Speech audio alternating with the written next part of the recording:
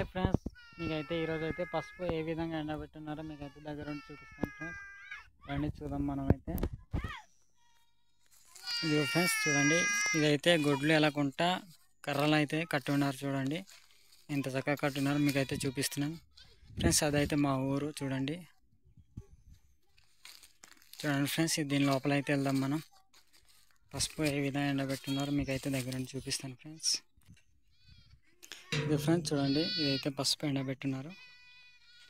ఎంత చక్కగా ఎండబెట్టున్నారో మీకైతే చూపిస్తున్నాను చూడండి.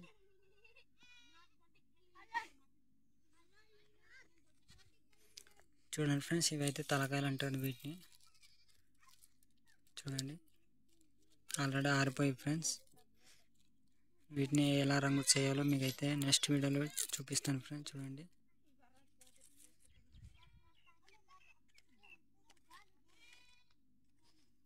చూడండి ఫ్రెండ్స్, ఇవైతే కొండలు అంటారు వీటిని.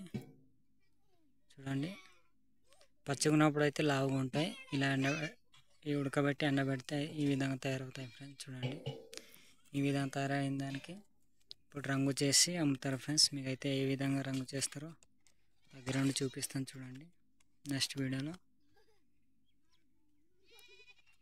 చూడండి ఫ్రెండ్స్, మా రైతన్నలు అయితే ఈ విధంగా గుడిసె పెట్టుకొని ఇక్కడే బస చేస్తూ వీటిని అయితే కాపలా కాస్తారు. చూడండి